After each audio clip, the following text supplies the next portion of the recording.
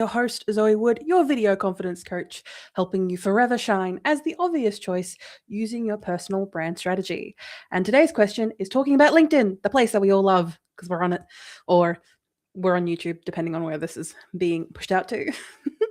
So the question that I received is, word on the street, I love that saying, I haven't heard it in a very long time. Word on the street is LinkedIn has overhauled their feed yet again this year. They do that regularly. Does that change anything for someone at my level? So, for context of this question, as I always love to do, first of all, let's address the first half. When it comes to LinkedIn overhauling their feed, essentially what that means is that they have changed or tweaked their algorithm to generate a different type of output and different type of engagement. LinkedIn, I say, realistically, has been doing a lot more moving and shaking over the past 6 to 12 months, mainly because they are trying. When it comes to social media platforms, LinkedIn is very behind compared to the others because they kind of look to what the others are doing and then kind of like chase on after them. Because people do use LinkedIn. Most people in either a corporate aspect or even people looking for work have a LinkedIn account of some description. And most of the time, I think it's like, I've forgotten what the actual statistic is. So don't chastise me if this is wrong, but something like 80% of people who actually use the platform aren't on there very often, if at all, and it's usually just to update, almost treating their LinkedIn like a resume, which at the start of what LinkedIn was, definitely was very much the flavor of what it wanted. Since then, LinkedIn has definitely evolved, and it's one of the platforms that I spend my time on, mainly because I am guaranteed leads. Like, it's the only platform that has actually guaranteed me leads. I can keep up to date with the people that I am following, that I'm pitching, as well as people who are in my purview and orbit. As someone who heavily networks as part of their, not just their marketing strategy, but just in general, keeping up to date with all the gossip and everything, it is incredibly useful to keep on top of things, especially using LinkedIn, because that's where people put out their wins, but also some of their failures, but it also keeps you up to date with if they've changed industries and what things or what businesses they are involved in. So that's that side. So when it comes to them like changing their feed, they do this realistically, they tweak it constantly. But when it comes to big changes, realistically, I'd say over the past couple of years, every quarter, LinkedIn has made a big change of some description, which is annoying and not helpful for us who are trying to come up with strategies that are going to last us the year, which is why when I work with you, I am very much in the habit of try and so we lock in the next 3 months, but then we leave it after that to give ourselves some experimentation, some ability to breathe because things like this happen. Where, say, for example, a lot of the platforms have definitely gotten the message, knock on wood, that they are sick of feeds being filled with AI slop, both text, image, and video based. So hopefully this means that the platforms are going to be making some major changes and skewing away, very much like LinkedIn recently announced they're going to be taking away their AI enhanced button, which nobody was actually using. And if anyone was using it, they weren't using it very well. And having and replacing it with other anti-AI measures. You can check out the recent Camera Ready Confessions where I talked more in detail about that. But when it comes to having it change anything involving at your strategy, especially at your level. Now, of course, the question was saying someone at my level, which doesn't really give you, the viewer, a lot of context here. But a lot of the people that I work with are people who are in two camps. So I have my two custom avatars. And of course, if you want to know more, check out my podcast, the Unboring Your Brand podcast, where I'll go through all that. But essentially, I've got two types of people. I've got my Melissas and my Allisons. My Melissas are people who are experts in their field, but they haven't taken control of their personal brand yet, even though realistically they have in their past, they just didn't instinctively do it.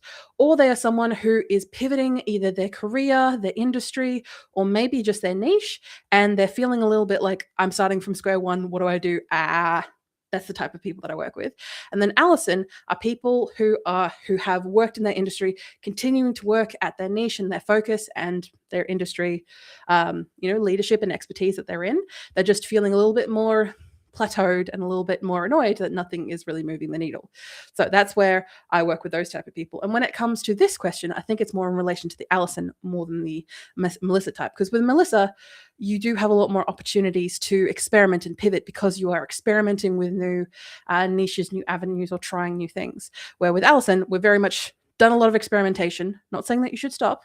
It's just that there's a lot of experimentation that's been done, and and not all of them are going to hit a home run or kick a goal, as we like to say in Australia. So when it comes to changing your tactic, yes, you should be regularly looking at your marketing strategy and looking at the goals and metrics that you want to be achieving. Most of the time, I have my clients looking at their strategy at least once a week, and then once every month having a good sit down and review.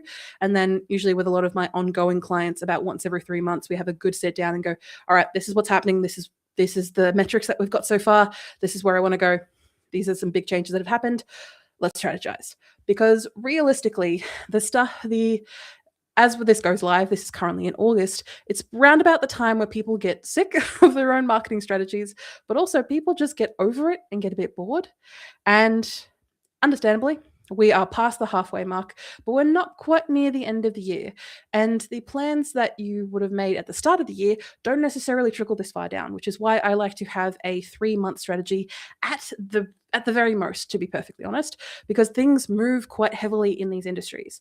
When it comes to a LinkedIn strategy, it is all based entirely on what you want to get out of LinkedIn. Do you want to get active leads? Okay, you're going to have to change maybe your posting schedule, maybe the content that's on that, if that is all AI related.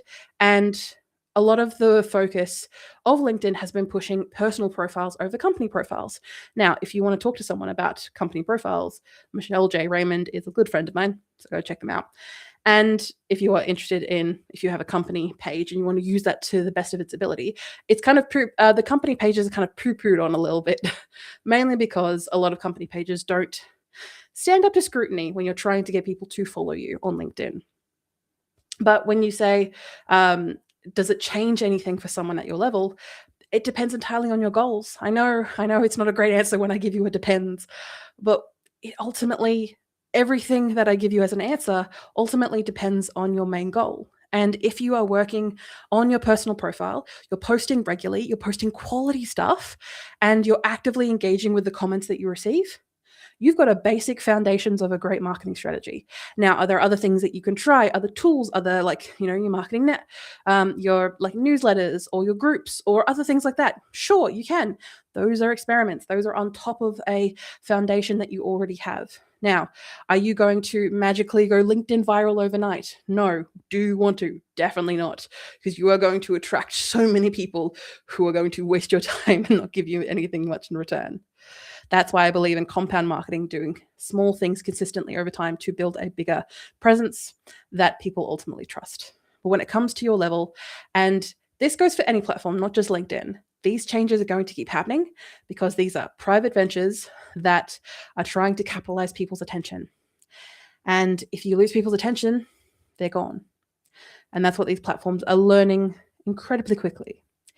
So for you, do your best to keep your email, your newsletter, the things that you control, clean, keep them well consistent, that you're posting once or twice a week or every day, whatever method works best for you.